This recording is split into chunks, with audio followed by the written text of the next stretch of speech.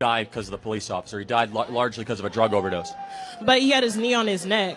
And we all saw the video. But the knee on the neck is actually an approved police technique. The only thing that I wish they didn't say is like that, oh, he just died for like money and stuff like that. It's not really nice to say something like that. So Charlie Kirk gets assassinated and the internet explodes instantly. His fans flood timelines crying, begging for respect, shutting down any jokes like they just got hired as his digital security team. Overnight, the narrative flips into let the man rest and show compassion, like suddenly everyone's a grief counselor. Now, there's nothing wrong with respecting the dead, but let's be real. Change. Helping the world like come together as black and white.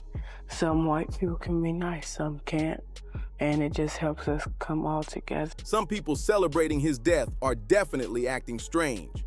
The problem is this. A lot of these die-hard Kirk fans demanding silence right now are the same ones who turned George Floyd's last breath into memes. They laughed at him while the world watched that horrifying video, calling it justice served. And don't forget, Charlie himself said the cops did nothing wrong. So let's call it what it is. Hypocrisy at its peak. George Floyd that was overdosing on drugs, right? That also, did you know that what Derek Chauvin did to George Floyd was actually in the police manual training? It was completely justified and was trained by his superiors. When George was killed, compassion wasn't even a thought to them. But the second one of their heroes goes down, suddenly it's all about family values, dignity, and respect. Wild, right? And here's the kicker. While Kirk's supporters are demanding sympathy for him and his family, they're still attacking George Floyd's family. Imagine that. They couldn't just mourn their guy in peace. Oh no. Instead, they had to dig up Floyd's name again, recycling old memes and repeating Charlie's cold-blooded claim that Floyd died from an OD and that the cop kneeling on his neck was perfectly justified. One user on X didn't hold back, pointing out the irony. The same accounts that mocked George Floyd's death are now crying about how malicious the left is for not mourning Charlie Kirk. Pass it down. Barely a day goes by that Gianna doesn't hear something about how her father's death sparked conversations about racial injustice. And those voices are not always kind. The only thing that I wish they didn't say is like that, oh, he just died for like money and stuff like that. It's not really nice to say something like that. Instead, her personal goal, even though she's just in middle school, is to work on positive change. Helping the world like come together as black and white. Some white people can be nice, some can't. And it just helps us come all together and be nice to each other. Hypocrisy doesn't get louder than this, and it doesn't stop at whining either. These folks are out here doxing people, trying to get them fired from their jobs just because they cracked a joke about Charlie's legacy. Meanwhile, the compassion they demand for Charlie's family is nowhere to be found for George Floyd's family. One Kirk supporter went as far as writing, "It was my dad when he played football." Gianna has already decided that for her, the best way to continue the movement her father began is to become a doctor. Let's just say a police hurts a guy.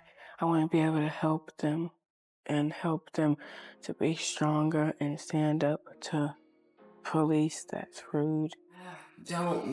Mother and daughter have also established the George and Gianna Floyd Foundation with plans to build a community center bearing his name. The legacy of George Floyd is going to be to give back to our community and build our community back up.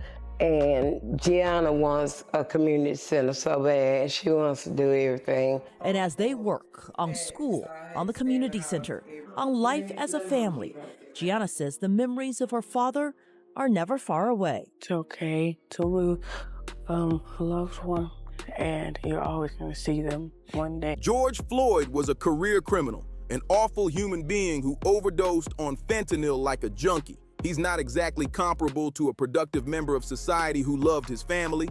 That's the energy they're pushing. No empathy, no humanity. And then there's Gianna Floyd.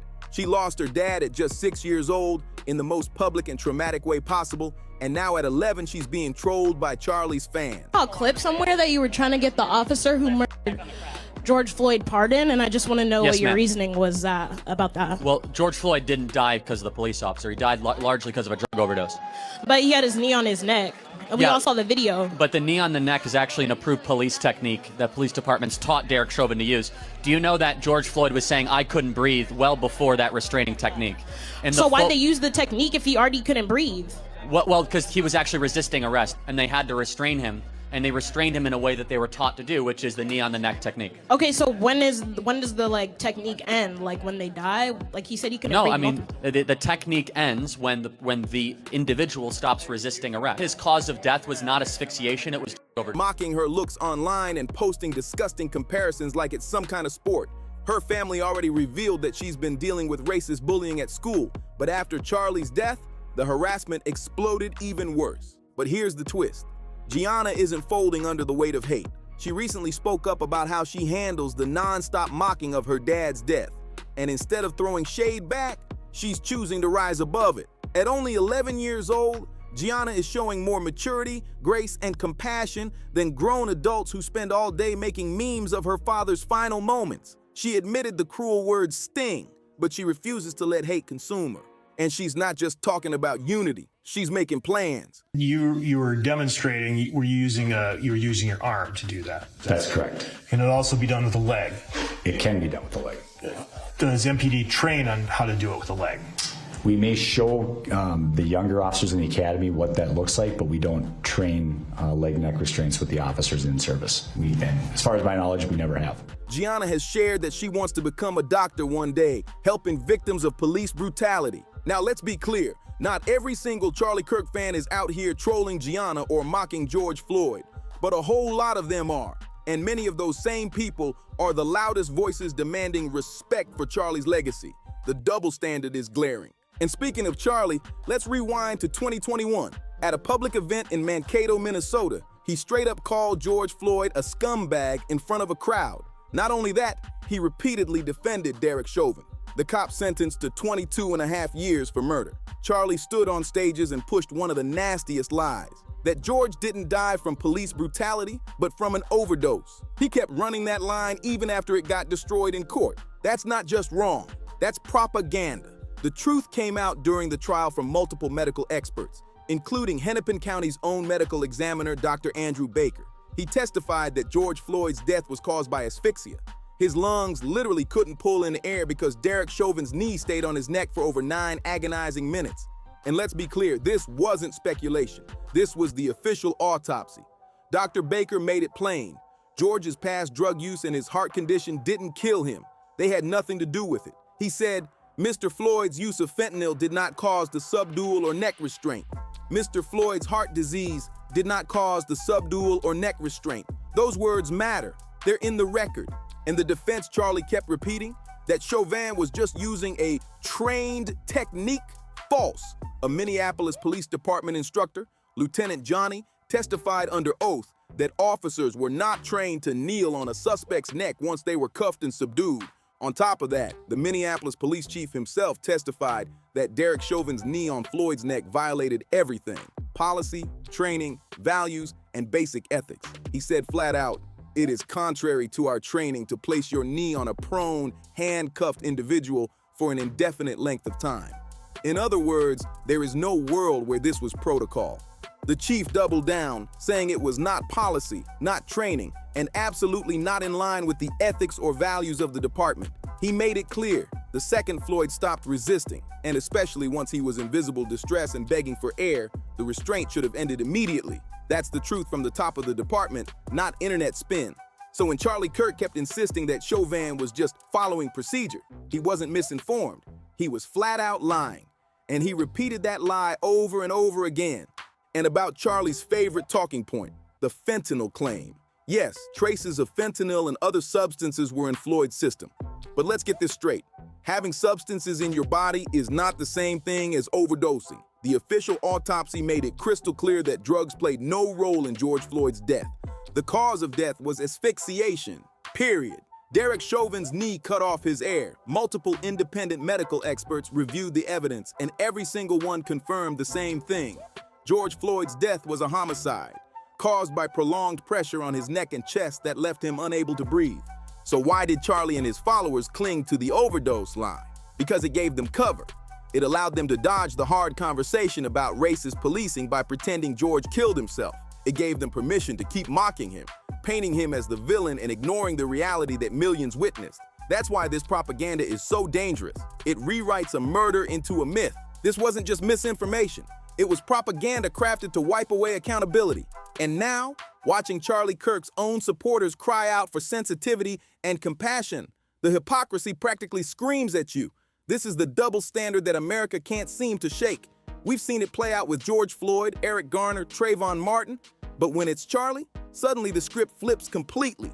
Now the chorus is all about respect the dead and respect the family, and yes, dignity in death should matter for everyone. But here's the truth.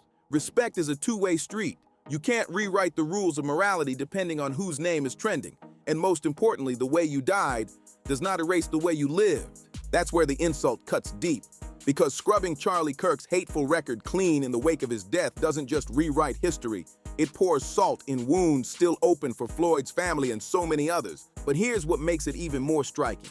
George Floyd's family has handled this moment with an almost shocking amount of grace. They could have gone low. They could have clapped back hard, reminding the world how Charlie mocked George's final breaths. They had every reason to, yet instead, they chose a higher road. 11-year-old Gianna is out here showing more strength and compassion than grown adults hiding behind screens to troll her.